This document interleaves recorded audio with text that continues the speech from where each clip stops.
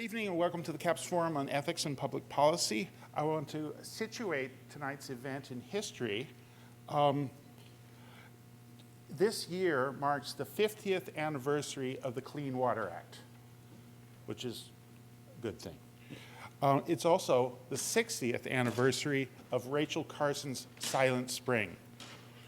And finally, we're on the verge, you might even say birthing, the Chumash Heritage National Marine Sanctuary off the coast.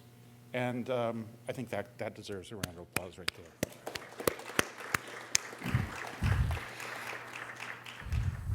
So tonight we're very pleased to present Miss Erica Gies and celebrate her new book, Water Always Wins. I first met Erica at Vermont Law School in 2010. And we studied a bit, and we had a beer after class and went hiking around South Royalton, a town of 700 people that hosts a law school. It's crazy, but it's fun. I later discovered that Erica is, in fact, an outstanding, award-winning independent journalist, researcher, and photographer. I think we'll see some of her photographs today. And she's been writing on science and the environment for more than 14 years. And I use her work in my class in environmental ethics all the time. And you probably, most of you have read her work, knowing or not, in the National Geographic, The Guardian, The Economist, NCIA, very often, in my experience, the New York Times. And she even had a regular environmental column in Forbes magazine. And as a National Geographic, I'll skip that. She's a member of the Society of Environmental Journalists and is the co-founder of both This Week in Earth and Climate Confidential.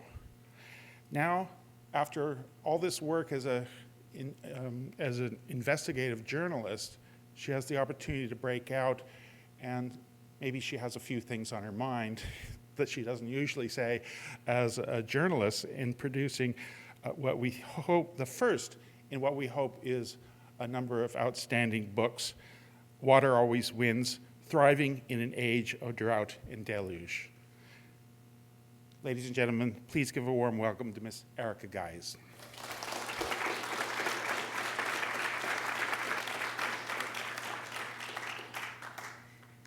Hi, everyone. I'm not going to be returning to my seat, so somebody can feel free to sit there if they want.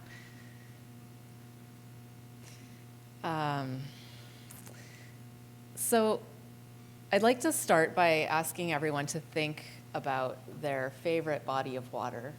And, whether it's a lake or a river, a creek, I think often, people have personal experiences with water when they're young or with their family, and these places come to be very special to us. And I like to invoke those memories because I think in the dominant culture, we've become very used to water being handled by the experts. It's delivered to us, it's taken from us, we're disconnected from it and its processes. And so remembering your favorite body of water, and I almost everyone I've asked has one, so I suspect most of you do. It helps us think of water in a different way as, something that we care about and something that is doing its own thing, whether it's in a lake or running the course of a river. So I would say that the gist of my book is basically asking us to re-examine our relationship with water and our kind of preconceptions about it in the dominant culture. And we really tend to think about water either as a resource, a commodity, or a threat. So it's something we need or it's something dangerous. And so this book is really about changing the culture of how we relate to water. And with that kind of threat commodity mindset, we have a very control-oriented approach to it. We're trying to control where it goes and when.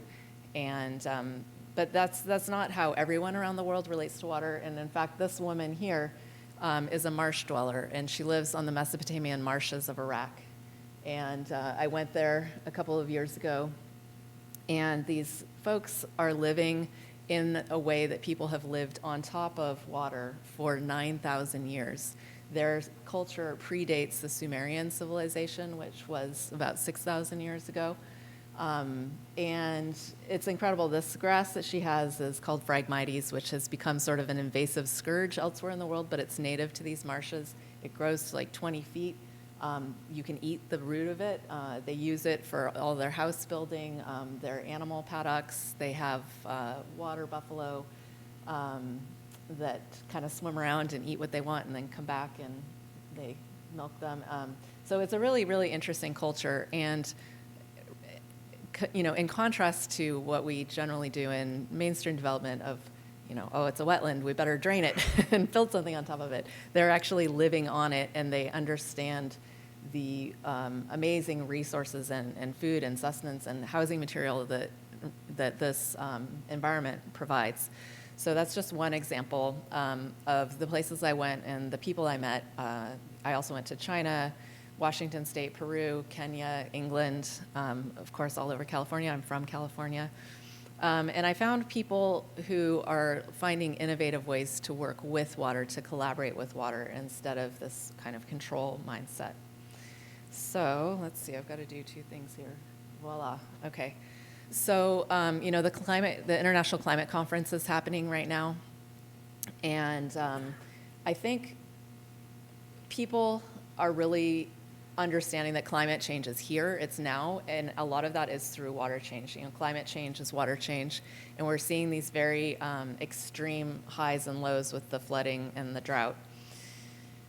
And when there are these kinds of water disasters, hi Nancy, the dominant culture's approach is generally to kind of respond to that disruption by calling for more control, higher levees, bigger drains, longer aqueducts. But one thing that I really stress in the book is that it's not just climate change that's causing these water disasters. It's also our development choices and even the way that we're trying to control water, especially the way. So that's urban sprawl, industrial agriculture, and gray infrastructure, which is sort of like the heavily concrete engineering way that we relate to water in our culture. So the problem with the control infrastructure is that it's brittle. It has a certain capacity, and when that exceeds, it breaks. And then we have more extreme disasters because we've come to rely on these systems. And as these systems are beginning to fail more and more often, people are starting to face this truth, which is that water always wins sooner or later.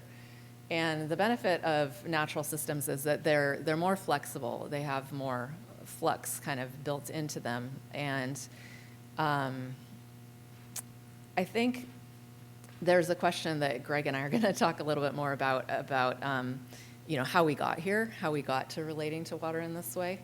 But I'll just say that the dominant culture's mindset is very centered around human desires, and humans are most important. And that often leads to this kind of single-minded problem solving, like, we need water, so let's build the dam and bring it from somewhere else. Or, we're worried about flooding, so let's build the levee. But the reason that putting ourselves first in that way is breaking down is because these solutions ignore the systems of which water is a part. It's systems theory. It's all of these complex relationships that water has with underground, with rock, soil, microbes, beavers, and humans. So, a healthy ecosystem, when it has space to do its thing, it can be resilient to certain levels of disruption in a way that something with very, very specific specs can't. And basically, it's our incomplete understanding of that complexity that is causing all of these unintended consequences with our development choices. So this is a nod to John McPhee, The Control of Nature. I don't know if you guys are familiar with that. But he wrote a book that was very much about different ways in which humans were excessively trying to control nature. And so, I just want to really emphasize that this is not the only way that we can relate to water. And around the world, I met a lot of indigenous cultures and agrarian people who live close to the land who instead viewed water not as a what, but a who, a friend, relative. And the importance of that is it generates a kind of reciprocity. We have a very take kind of, what can water do for us? But when you have that other way of thinking of it as a living entity, there's caretaking that's implicit in that. And so it's understood that with the rights, the things that water brings to us, there's a responsibility to care for the system and ensure that it continues to work. And I just want to add that it's also an environmental justice issue. There was a really interesting 40-year meta-study that showed that dams and those kinds of interventions brought water to 20% of the world's people, but took water away from 24% of the world's people. So there's a lot of ecological damage that goes along with dams, but it's also a social justice issue. And similarly, levees protect some people while elevating the river and increasing flood risk for other people who perhaps can't afford the levees. And even the people who ostensibly benefit are actually putting themselves more at risk. So with a levee, you build a big levee and everybody's like, oh, look, it's safe, let's build behind there. And then when the levee fails, water people have a joke that there are two kinds of levees, the ones that have failed and the ones that are going to fail. So, sooner or later, those people are going to be facing disaster, and more people if they have had this false sense of security. And there's a similar phenomenon called the reservoir effect, which is you have a big reservoir, and there's this whole field of, what's it called? Sociohydrology, and it's basically like human interactions with water. So, you see the big reservoir and you think, oh, there's plenty of water, don't really need to conserve until the situation is really dire. And also increase of demand. We have more water, we can grow more development, we can build a lot more things. So it's a kind of a vicious cycle. So these people around the world, I just want to add the things on my slide are the scale of the way in which we have dramatically altered the natural water cycle. Humans have actually filled or drained 87% of the world's wetlands. We've intervened on 2/3 of the world's largest rivers with dams and diversions. And just since 1992, the land area covered by pavement in our cities has doubled. And that's important because, if land is covered by pavement, the water can't sink in, and so that can cause flooding. And then it also deprives the area of that water because it's rushed out of the city, and if it instead goes underground, then you have it for the dry season. So that's a big part. When I say that development is part of what's causing these problems, this is what I mean. At this scale, we've hit these tipping points where the interventions that we were using are breaking down. So the people that I met around the world who are approaching water with a real curiosity and respect, I have come to think of them as water detectives because they really want to know what's water up to and what's it doing in its various ways, and how can we make space for water in our own human habitats. And so these are hydrologists, they're scientists of various kinds, engineers, ecologists, landscape architects, urban planners. There are many different roles for people who want to be water detectives. And they have been asking a question that is really fundamental to my book, which is, what does water want? And that sounds a little kooky, I think, to a lot of modern ears, but it's really in keeping with this idea of understanding that water has agency and that it's going to go where it wants to go, and we need to figure out ways to work with it and accommodate it. And to a great extent, modern development has eliminated the slow phases, the wetlands, the floodplains, high altitude mountain meadows and forests that generate rain. And so what water wants, in my opinion, is to reclaim access to these slow phases, to reclaim areas of land where it can slow and acquaint itself with the groundwater, because that's a very important system that I'll talk about in a minute. And yeah, I'll just add one thing that they often start with is a field called historical ecology. So, in all of our cities, a lot of these streams and creeks have been filled in, paved over, put into pipes, and so we don't even understand where a lot of the water is in our own communities and where it's going and what it's doing. So the benefit of this historical ecology is basically like making a map of where it is, because there's a reason that an apartment built on a wetland is going to flood regularly. And so, if a city or if people who are working with water understand this, they can look for opportunities to give water space where it wants to go. So this is my slow water manifesto, which is kind of a nod to the slow food movement, and has some commonality in that it's meant to draw people's attention to where water comes from and how its management affects people and the environment. And there are certain criteria of slow water, in my opinion. So they are unique to each place. You can't just kind of stamp them out cookie cutter. Every place has unique geology, ecology, culture. And so it's collaborating within those systems rather than trying to change them or control them. They're distributed across the landscape. So our water system today is very centralized. We bring it all to one place, we clean it, and we bring the sewage all to one place, and kind of managed by experts. So when I say distributed, if you think about that 87% of the wetlands that are lost, you can understand why we need to make little small spaces for water where we can all along the water's path, all through its watershed. So many, many small projects scattered across the landscape add up to a significant impact. It's kind of similar to the idea of how solar panels on everyone's roof add up to a lot of electricity. Slow water is ideally local, helping us to understand the water availability in our own area and live within that and not be taking water from other places and other people. And in a dry place like this, that can sound like, that'll never happen or that's not possible. But there's so much more that we can do to be capturing the rain that does come and to move it into the ground where it's available locally.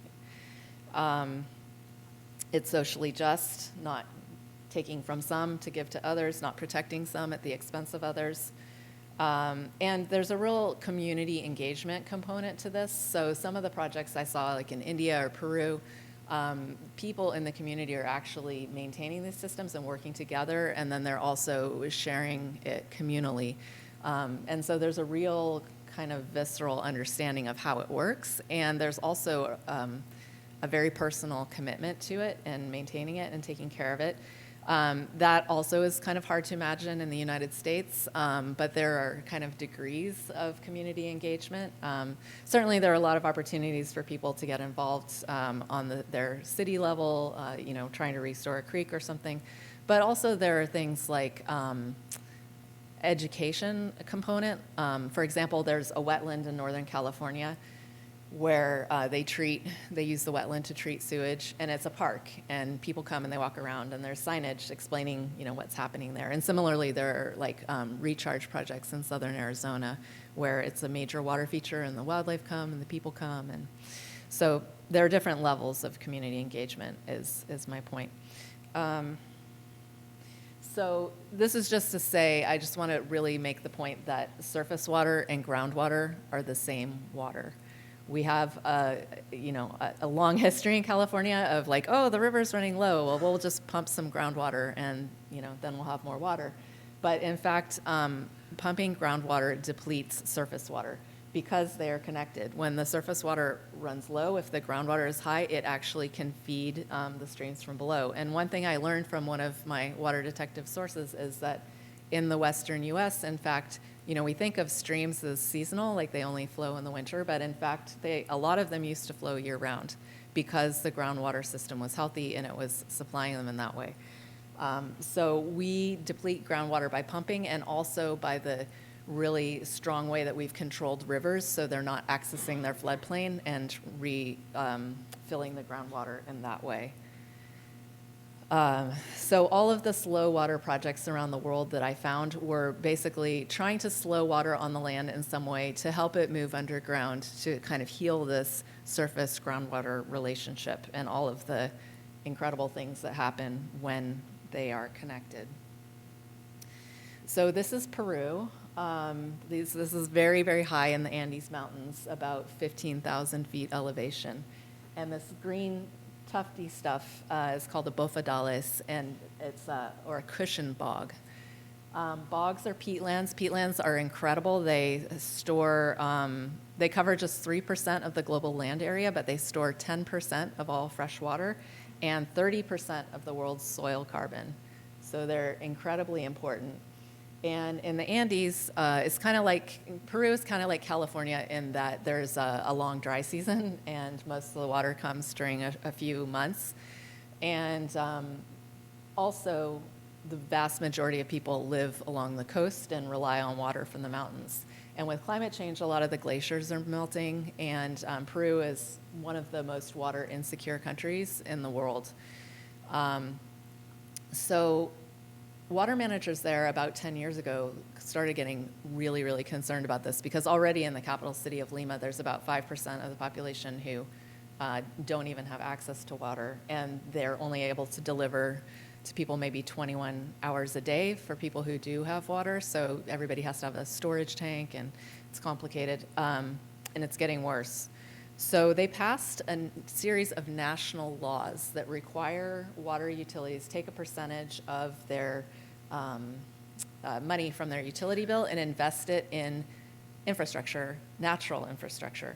So all water utilities invest in infrastructure, but what's different about this is a percentage of it has to go to natural infrastructure, such as protecting these high altitude wetlands that slow the water.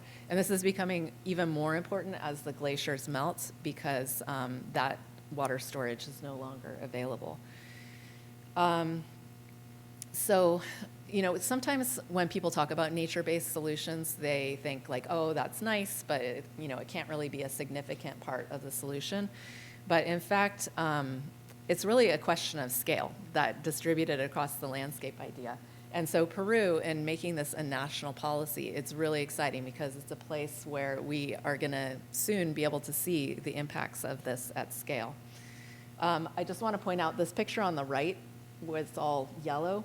That peatland is dead and dying and dead. And it's because of peat thievery. People are actually going up there and cutting out these big chunks to sell to the nursery trade. You know, I don't know if you guys are into plants, but you can often buy peat at the nursery, and you know, it's supposed to be a nice thing to grow your plants in.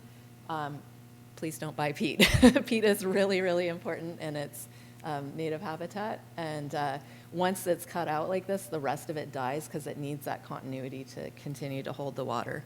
So some of the money from the utilities is going to surveillance to like try to prevent this from happening, and some of it is going to restoration to try to restore these. And there's actually a really interesting tradition of caring for these peatlands and expanding, because the people who live there, you know, it's an important place for their livestock to get water and whatnot, and so they have some techniques for kind of expanding the bofedales as well that they're starting to implement, which is pretty interesting. And then another thing that they're investing in the highlands of Peru, oops, there you go. So this little snake thing that you see is called an amuna. An amuna is a Quechua word that means to retain. And this is a 1,400-year-old technique that communal farmers are still using in the Andes in several villages. The Wari people are the ones who innovated this. And basically, this is very high elevation, you know, maybe like 13,000, 14,000 feet. And during the rainy season, when they have a lot of heavy flows, they divert water into this little canal, and they run it along to a kind of a natural infiltration basin. And then they're letting that water soak underground, and it moves underground much, much more slowly than it would on the surface. You know, on the surface it would just run down, but because it's moving through rocks and you know, dirt, it takes a lot longer. And so then there's a spring lower down on the mountain that the water emerges from, and then they can harvest it from the spring and then use it to water their crops. So it extends their water availability into the dry season, and it's something that they've been doing for hundreds of years. And but some of these systems have been abandoned, and so the utilities funding is going to go to restore some of these systems.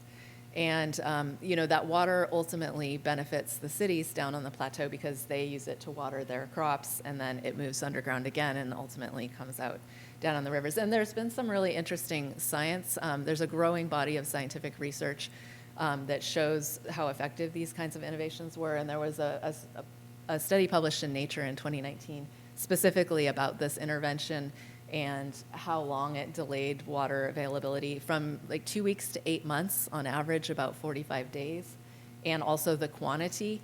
And they did some modeling just for this one watershed. There are 3 that feed Lima, and it was going to make up double the deficit that Lima currently has. So it's a significant intervention, and that's just for the Amunas. That's not including the Bofidales. This woman, oops, you guys can't see that. Her name is Lucila Castillo Flores, and she's one of the communal farmers in this village I went to called Wamantanga. And she said, if we plant the water, we can harvest the water. And so it's this really, caretaking mentality. And I encountered that in Kenya too, like where people in the lowlands are the water consumers and the people in the highland are the water producers. So I like these ways of talking about water because it's acknowledging the role and the relationship that we have with it. So I'll just add that the science is a growing body, but that kind of research is really important to help decision makers have a basis to allocate money to expanding these interventions. I think I'm going way over my time. I'll just very briefly talk about, this is a project in Seattle. I think a lot of us are used, I saw one just as I was driving here, your creek and a concrete channel. This is very common. If a stream isn't buried, it's like this. So in Seattle, they were having a problem with one of their creeks that was like this. It was flooding regularly, flooding homes, flooding a road, flooding a school. And in a lot of places, like if people are trying to restore a stream, maybe they'll kind of reintroduce the S shape, the natural meanders, and take out the concrete and plant some native plants. But people were realizing that these systems required constant ongoing maintenance, and the life that returned to them was not very diverse.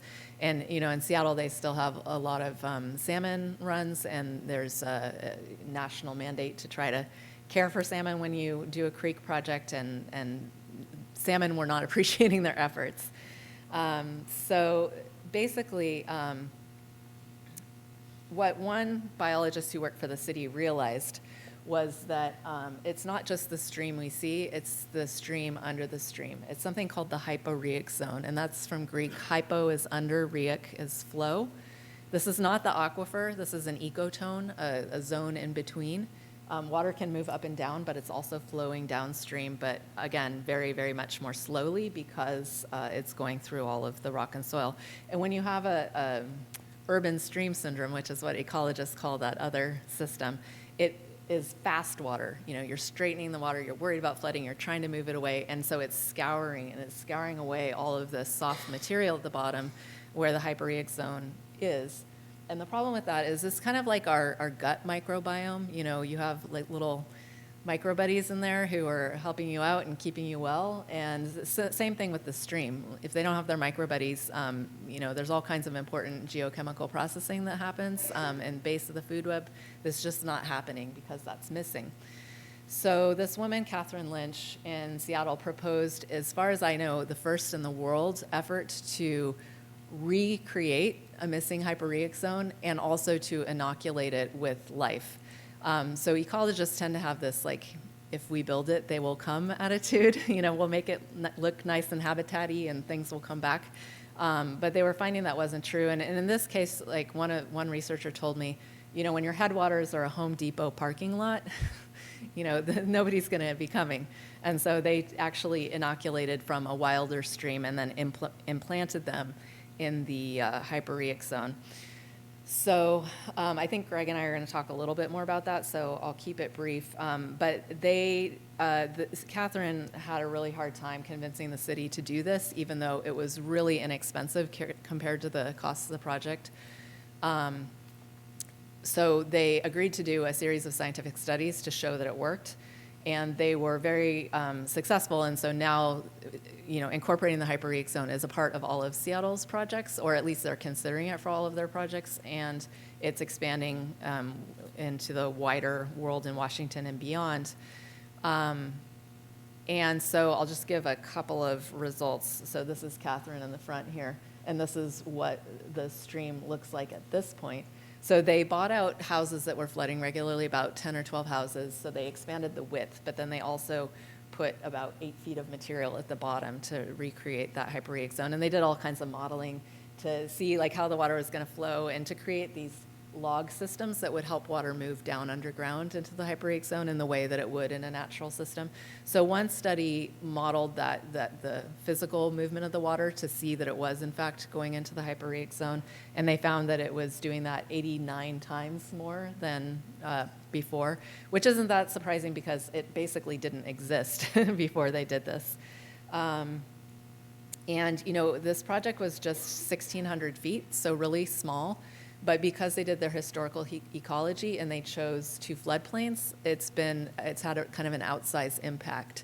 And, they want to do more, but that was already a good start. So, every little bit adds up. So for the biology, they took some samples to find their critters. And the restored sections had 7 times more crustaceans, worms, and insects, and much greater species diversity than the stream that wasn't impacted. And then the other thing is pollution. So the urban area creates massive runoff and crazy quantities of chemicals. They measured 1,900 chemicals in the stream, and that's very, very typical. It's like lawn fertilizer, brake pad dust, all kinds of things. And none of that is monitored or cleaned because it's non-point source pollution, and so there's no regulation for it. But they found that a packet of water moving through a 15-foot section of the hyperreach zone, so it was underground for 15 feet for about 3 hours, it reduced 78% of the chemicals by at least half. So, if you have a healthy hyperreach zone, if you have more of this happening, you have more opportunities to clean the water. So since they did this, the city hasn't flooded. It's a great park. Neighbors and kids love to go there. The stream temperature and the flow are more consistent year-round because the water is being supplied from below. And Chinook salmon returned and actually spawned in this hyperreach zone that they created. So that was very cool. So that's the gist. I'm sorry, Greg, I went way over the time.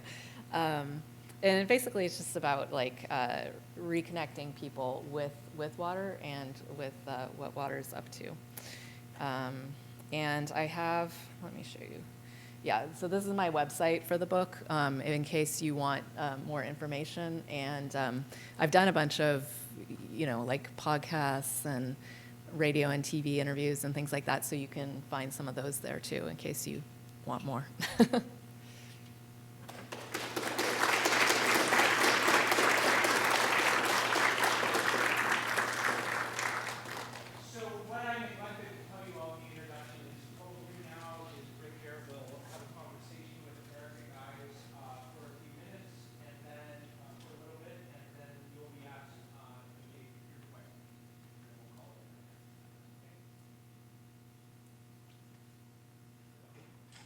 Is this on? Okay. Thank you very much. I guess we better cut to the big question then. Reading the book and knowing you, I don't think you would disagree if I put you in a tradition of thinkers that include Aldo Leopold and Lynn White and others who focus on undermining the ethic of dominion over nature. And in my class, we cover this as the great chain of being. The water exists for the sake of the soil, for the sake of the plants, which exist for the sake of the animals, which exist for the sake of what they used to call man. And then beyond earth, there's the angels and and God, who represents ultimate reality and moral perfection. And I don't think it's too much of a stretch to say that the modern American atheist, the typical one, simply knocks God and the angels off and calls that a rebellion. And we're conveniently at the top. So how does this, how would you put this in your words in terms of gray infrastructure, slow water? How did we get to where we are today? Yeah, I mean, I think one person, an indigenous person that I interviewed, she called it hydrocolonialism, and I think that's really, really apt, because what we see around the world, the dominant culture is really Eurocentric colonialism that's been exported all over. And so for that reason, I think, I turn back to the Judeo-Christian tradition because that's what, what they were spreading, are spreading. And, there's the early separation in the book of Genesis, nature is created for man and man should go forth and conquer. And there are different interpretations and different ways of reading that. There are modern Christians who believe in creation care, so I'm not bashing. But it really did set up this idea that nature is there for us to exploit. And I see the Great Chain of Being as a kind of a hierarchy that was established at a really convenient time, right before the Industrial Revolution and very widespread aggressive period in colonialism that basically justifies the exploitation of nature for our means. And I think there's another colonial aspect, which is like you have people coming from an area that they know and maybe their ancestors have lived for millennia, and then they go to a new place where they don't know it, they don't understand it. Maybe they're a bit vulnerable because they don't understand it. And so there became this very like kind of us against them mentality. And, in the literature, there's an era of naturalism, which is sort of like nature is out to get us and we need to, buckle down. And I think with the advent of fossil fuels and kind of the amplification of our power in that way, that really it tilted the battle in the favor of us to the point where, we are really exploiting things to a degree that is causing all this damage. In California, if you ask a typical Californian, you say, what is drought? Or why do we have drought? They're going to say, we didn't get enough rain. And then they might say, well, it's probably being accelerated by climate change. And if you ask them further, they're going to tilt their head like you're some kind of alien, say, what's not to understand? I hope it's reasonable to represent you as saying, to some extent, drought is self-inflicted. Would you accept that, or what is your take on this? How do that we've come to see that water has become a scarce commodity? Yeah, some of it is self-inflicted. Certainly, droughts have always existed, and they are definitely exacerbated by climate change. But yeah, there's so much that we're doing that is making water scarcity worse.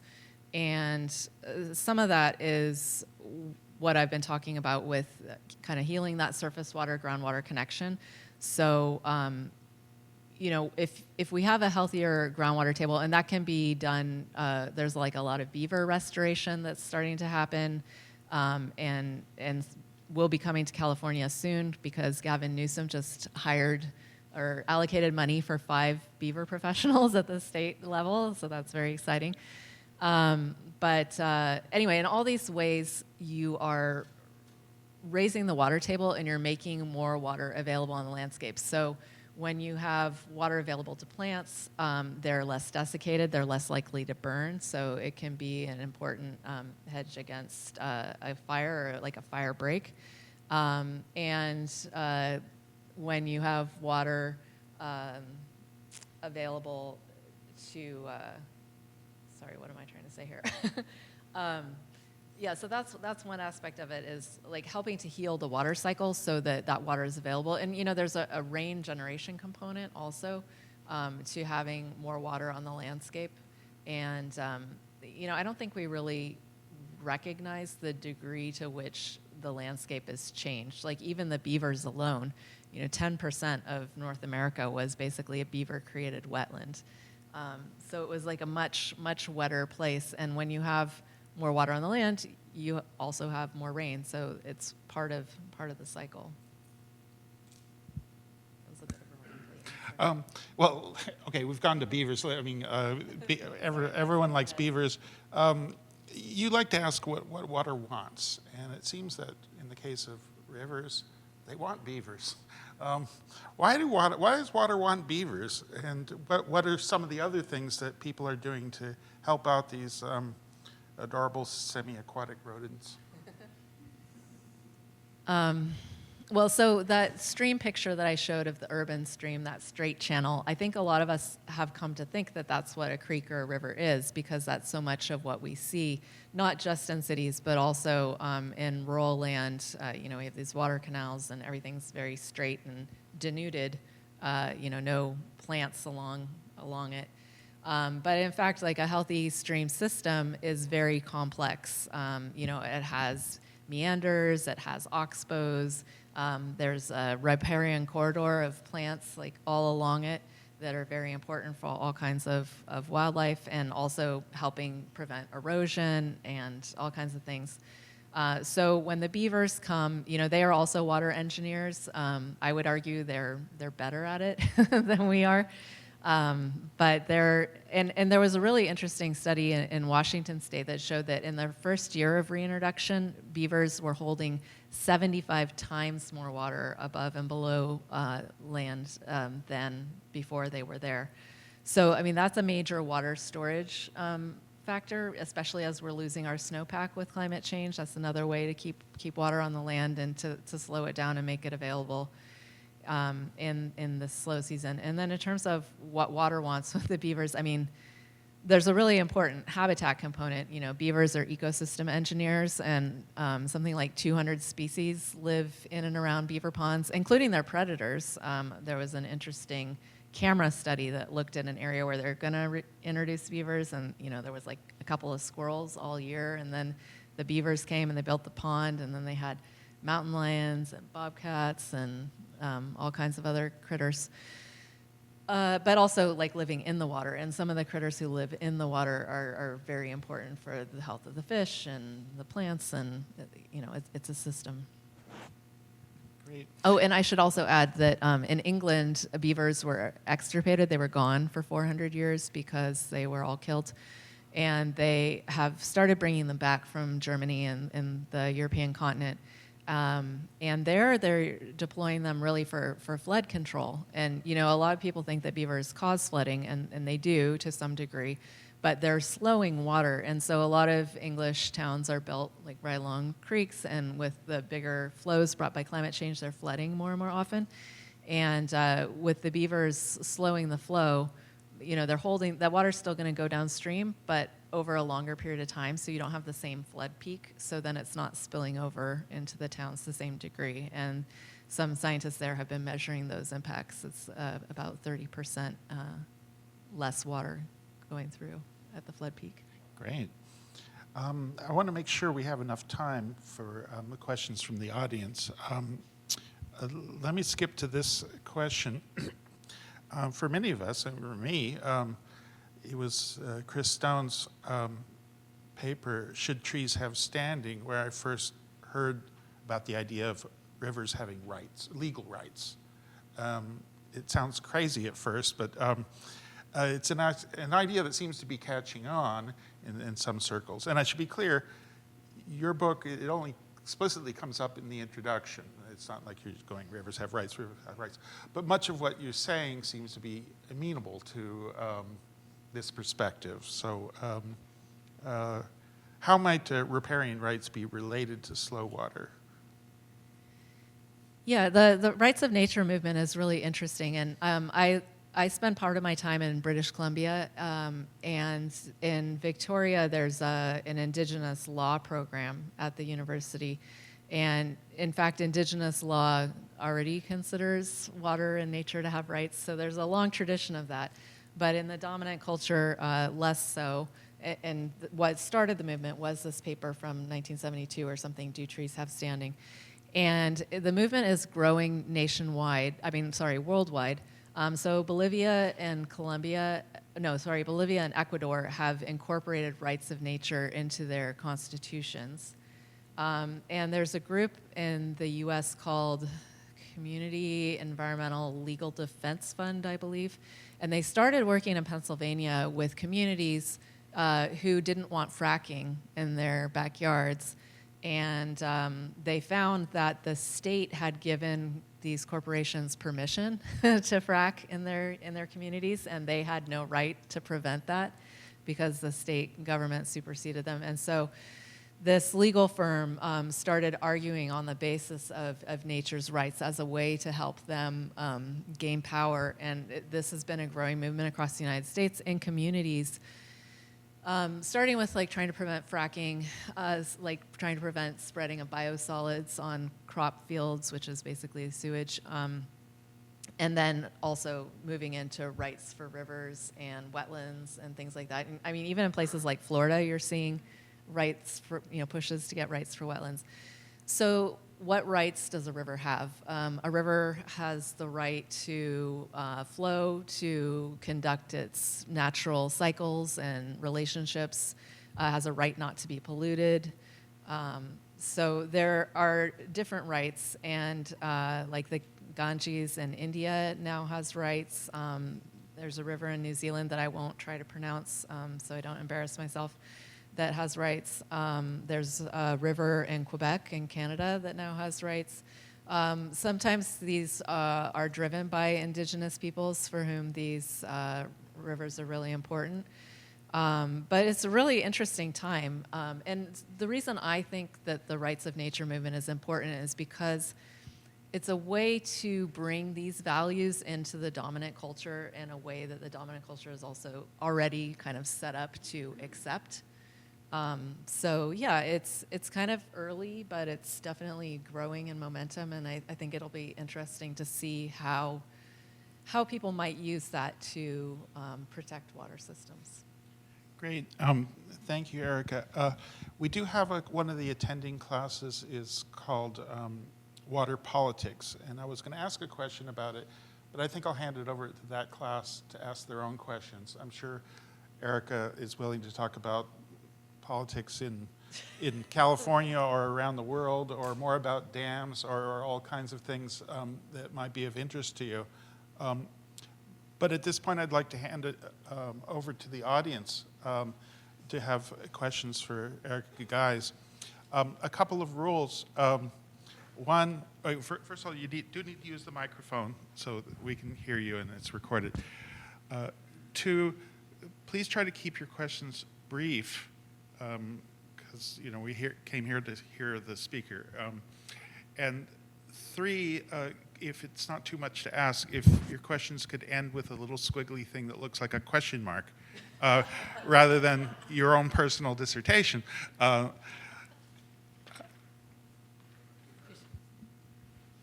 Your title of your talk was Water Always Wins, so I was expecting to see more data or cases of blown out, trapezoidal channels and other things, and you have such great facts. Could you share a little bit of that kind of idea of when the gray solution doesn't work and how we go from our houses up to the edge to, a beautiful meandering river like you showed?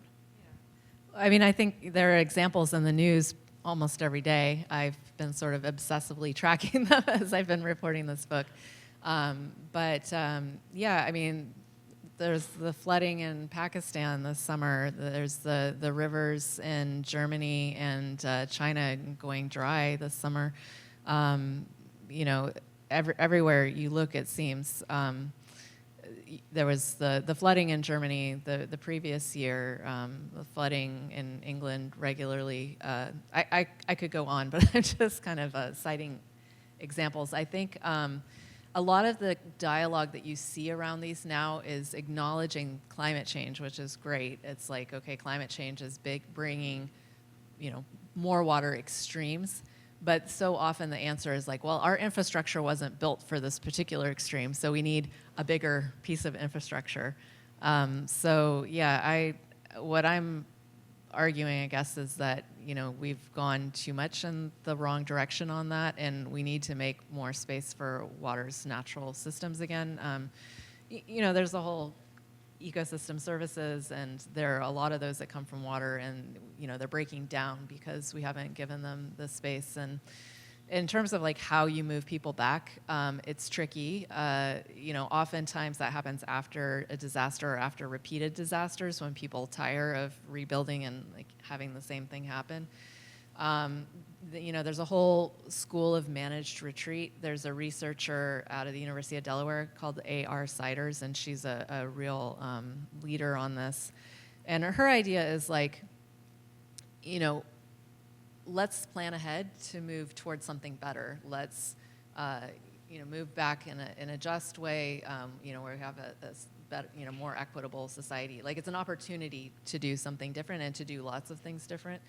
And I think people think, well, there's not money for it. And the Union of Concerned Scientists did a study a year or two ago, and it was looking at all of the properties that were expected to flood by 2050, I think, and it was going to cost, I don't know, 1.2 trillion to buy them out. And that sounds crazy, but we spent $1 trillion during the pandemic. Like, apparently we can do that if we want to. So, of course, not all countries have that kind of money. Certainly places like Bangladesh don't have those kinds of options. But there's a lot can be done, and it involves hard community decisions where people have to work together and fight and work out compromises. And I am seeing examples of that more often. I could go on, but I feel like I should stop. Regarding nature has rights, is there any successful established case law in this country yet?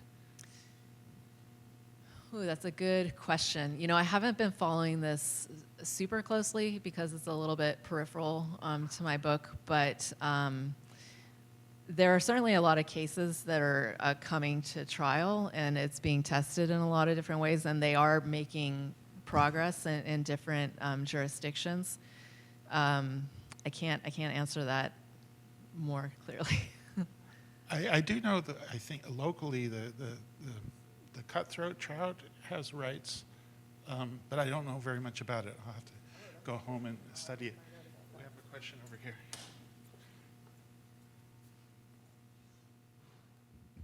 Hi.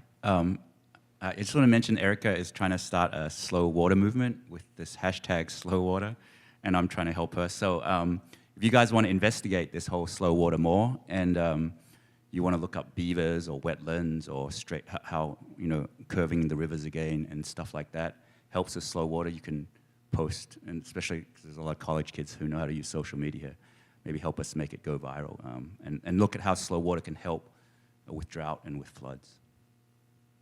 Thank you, Alf. Okay, thanks for that plug. How about from students? Can we have questions from students? Yes.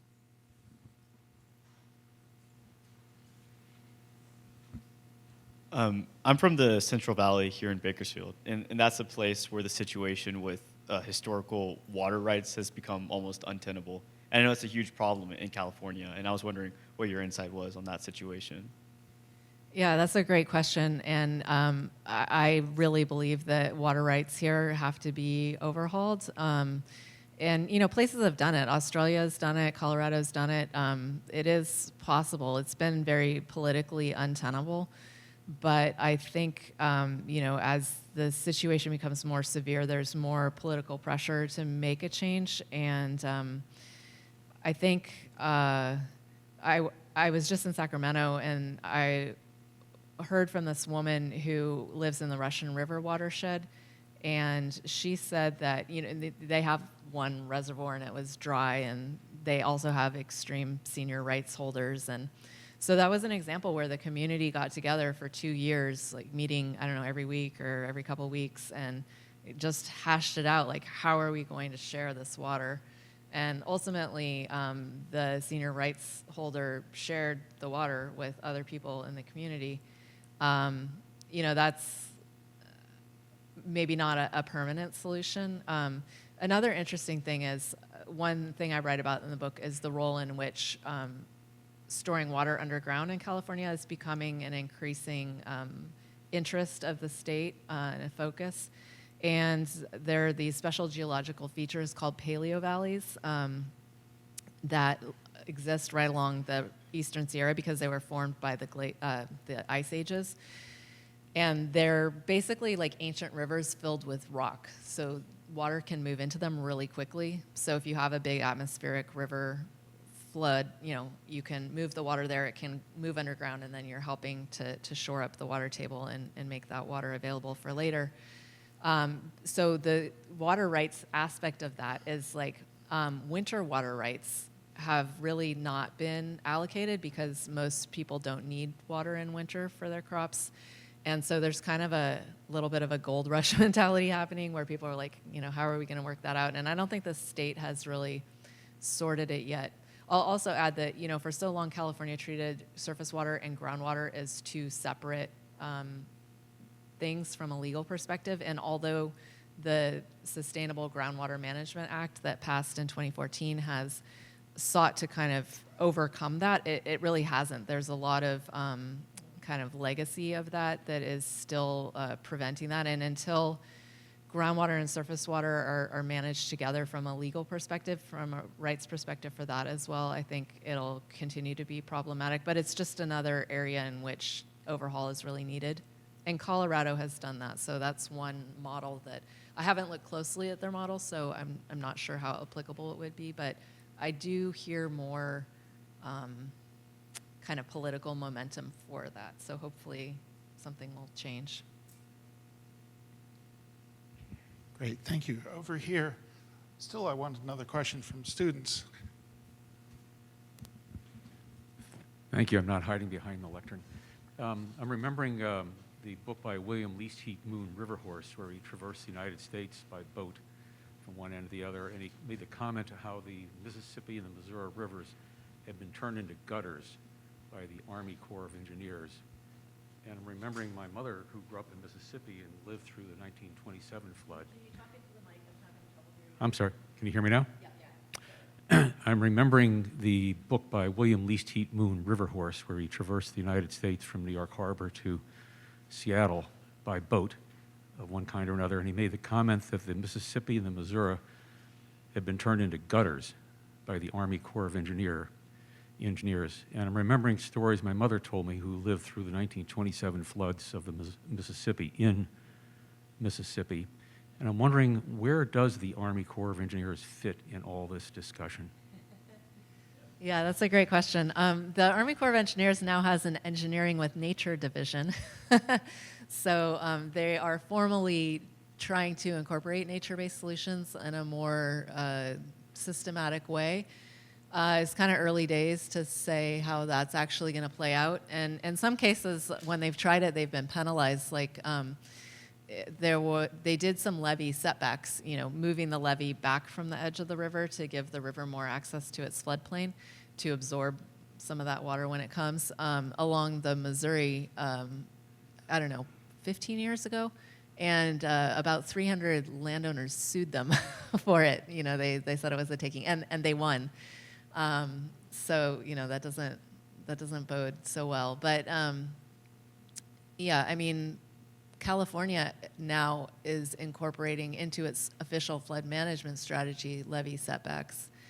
There's I think 3,500 miles of levees on the Mississippi, and what's really interesting about that is that each levee is permitted individually. Like the Army Corps understands that levees raise water levels in the river. Like the flood stage in St. Louis is 13 feet higher than it was 100 years ago. But yet every levee is permitted individually as if it wasn't contributing to this bigger system. So yeah, there's a lot of, there's problems with the national flood insurance policy and the idea of you put something behind a levee and it's no longer in a floodplain. I mean, there's a lot of problems there that need to be overcome. Moving back to the idea of hydrocolonialism that you brought up, where would you say we are in this process? Are we at a turning point in acknowledging and beginning restoration, or should we expect to see things get worse before they get better? And what would we be looking for to know when we're at that point of when they're getting better? Yeah, that's really interesting. I mean, I think of hydrocolonialism as these really big infrastructure projects, because even after colonialism was over, you still have the World Bank and the International Monetary Fund who loan money to a lot of developing countries, and a lot of times that money is loaned with the condition that they're going to build something big, just like we do. We know best, so do what we do. And in some cases, they're displacing an older system that was working, fairly well. So in the United States, people are starting to recognize all of the environmental problems that dams cause, and in some cases, they're no longer supplying hydro. And I think people, too, are recognizing that hydropower is not necessarily as reliable because of climate change. You're having bigger water extremes, because there are some countries in southern Africa where 96% of the power comes from hydro, and if they have a big drought, then the whole economy shuts down because they don't have any electricity. So anyway, that's all to say that in the United States, there's kind of a dam decommissioning phase that's happening where some dams are being taken out, some big dams are being taken out, and it's pretty exciting how quickly the systems can recover when they're given that space. But then in Asia, for example, in Southeast Asia, there's a giant dam building boom happening, and also in South America. And so Laos wants to be the battery of Asia by building all of these dams and using that for storage. In a lot of cases, when dams are built in poorer countries, the power that they generate is not for local people. It's exported to richer countries nearby. So Guyana builds dams to sell power to Brazil, or Laos builds dams to sell power to Thailand or to China. In the Congo, I think 92% of people do not have electricity, and there's a giant dam that they've been trying to build there for decades, and that money or that electricity, if it's built, is going to go to mining in South Africa. So that's another aspect of the problem. So your question of when, definitely not now, but it is starting to happen here, and maybe that will spread elsewhere. But in Canada, where I spend part of my time, in British Columbia, there's a lot of big rivers, and people are generally excited about the idea that they have clean power, because it's mostly 90-something% hydro in some places. But then they're also continuing to build more when maybe they don't really need it. Anyway. Hello. So we've been talking about pipelines and California, and that's making me think about my neighbor back home, who's super stoked that they're going to be building a pipeline down the California Valley. Are you familiar with this? A water pipeline? Yeah, it'll be happening quite soon, I believe. I don't think I know about this. Do you know the name of it? Oh, the Delta Tunnels? Yes, that's it. Okay. I was going to ask you what you know about it, what that will be doing for us and for the environment. Yeah, I'll just preface it saying that I haven't covered this extensively, so I'm not, don't take what I say as gospel. What I know about it is it's a project that's been talked about for decades and has had various starts and stops. So I'm not convinced that it's about to happen, although I believe that I'm looking at Ken, who's also a reporter. I believe that Newsom does support it. So I guess its prospects are looking decent. But certainly people in the Delta are very concerned about it. The Delta is already a very, very, very sick ecosystem for various reasons, but partly because of all the water that leaves there and comes to Southern California. And so, I live in San Francisco, so I hear a lot more of the Northern California perspective on that, where people are pretty against it.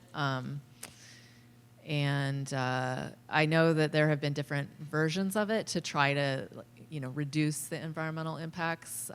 But as far as I can tell, it's still pretty much an environmental disaster. So, yeah, I would say do more research because I don't know a ton about it, but that's what I know about it. It seems like through cities like Santa Barbara and bigger ones, most rivers are channelized. Do you think dechannelization is a reasonable thing to hope for, or do you think that's out of the question? I think it's not out of the question, and we should hope for that. Also, a lot of creeks are buried. So, the phrase daylighting means basically bringing it back up to the surface and opening it up. And so, a channelized river is not flexible, and it's not able to maintain itself. It's a very sick system. And so the extent to which we can make space for it and make room for it to conduct its systems, we can reduce a lot of these problems that we're having. Of course, in many, many places, people have built on top of it or have built right up to the edge of it, and so that is a tricky thing. But the reason why I say that cities should have like an historical ecology plan is that, we tend to think of cities as static, like it's there and it's always going to be there. But in fact, a lot changes in cities over time. Over a 50-year period, a lot of buildings are removed and replaced. And so if a city knows where the water is and knows where to prioritize making space for it, they can have a 50-year plan, a 100-year plan where, okay, if that building is coming down for some reason, maybe we're not going to authorize another development on top of it. Maybe we're going to restore that space to water. So there are opportunities to do things, and I would just add, that motto again, like every little bit helps. So just because you can't totally restore it now, you can do what you can now. So like this project in Seattle is 2 stretches of total 1,600 feet, which is not much at all, and yet it's already had a really big impact, and they're finding other areas along the stream where they can do similar projects. So if you can take the kind of a longer view, I think it can work in that way. I think we have time for one more question, at least. And while we're waiting, don't forget when we're done that Chaucer's Close is here. So please, if you're trained and able to purchase a book, please. Using your own experiences in research, would you be willing to comment on and maybe even compare the very religiously connected idea of ecological dominion and the growing international environmentalist activist movements, and kind of the relationship between the two? What was the first one? The very religiously connected idea of ecological dominion, of this anthropocentric idea of human dominion over the environment. And how that connects with the global environmental movement? Mm-hmm. Or comment on one or the other. It's a very good question.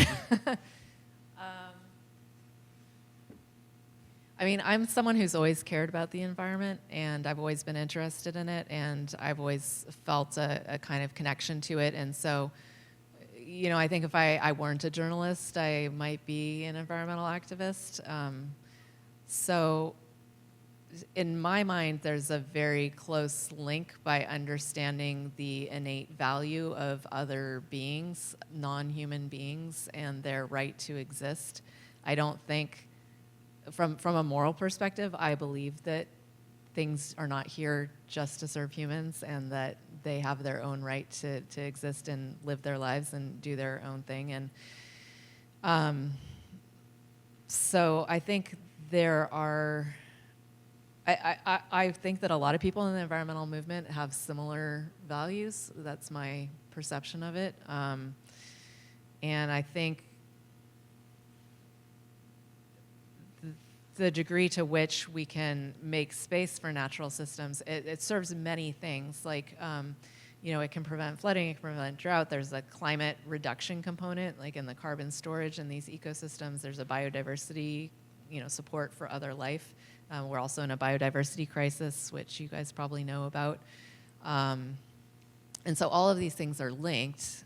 and the extent to which we can have a little humility and accept that other things also need space, and also, a lot of these problems are linked and can be solved together. And, there's some interesting software called Esri, and they have an ArcHydro program. And so these are ways in which scientists and planners are modeling many, many of these complex elements together, and then being able to tweak, okay, like if we change that one little thing, what impact is that going to have? So I think there are ways to think about those questions together. And your question was really hard. I'm not sure if I answered it. Tough one. Well, let's all thank Erica Gies for a wonderful talk.